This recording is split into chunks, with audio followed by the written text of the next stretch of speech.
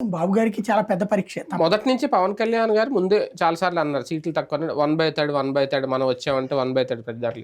ఇప్పుడు 21 నియోజకవర్గాల్లో గెలిచారు కాబట్టి ఇప్పుడు ఈ మంత్రి పదవుల విషయంలో కూడా ఆ 1/3 రేషియో అన్న చూస్తారు. లేదు ఆయన చాలా క్లియర్ గా చెప్పింది ఏంటంటే ఎమ్మెల్యే ఎంపీ సీట్లలో వంతాడు నేను అడగట్లేదు, ప్రభుత్వంలో నేను వంతాడు అడగట్లేదు.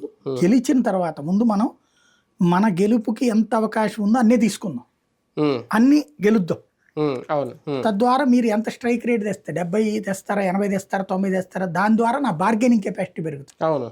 నా బార్గెనింగ్ కెపాసిటీ మీరు పెంచితే నేను స్థానిక సంస్థల ఎన్నికల్లో ఎమ్మెల్సీల్లో ఇట్లాంటి వాటిలో వంతాడు అడుగుతానన్నారు. స్థానిక సంస్థలు ఎమ్మెల్సీలు అన్నారు కానీ రాజ్యసభలో మంత్రివర్గంలో అనలేదు. కాబట్టి రేపు సర్పంచుల దగ్గర నుంచి పంచాయతీలు, కార్పొరేషన్లు, మున్సిపాలిటీలు ఇవన్నీ నెక్స్ట్ ఇయర్ వస్తాయి కదా బిగిన. ఇప్పుడు క్రిందసారి కరోనా టైంలో బిగిన్ అయింది 2000 వెంటనే కదా 2020 సర్పంచులు చాలా మంది పదవీ కాలం అయిపోతుంది. కాబట్టి అక్కడ ఇప్పుడు వంతాడు అడుగుతుంది వీళ్ళు, అటు బీజేపీ అడుగుతుంది.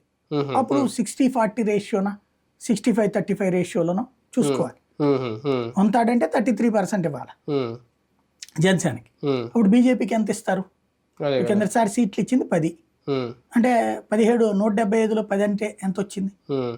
10వ వంతు కూడా రాలేదు కదా. అంటే ఇప్పుడు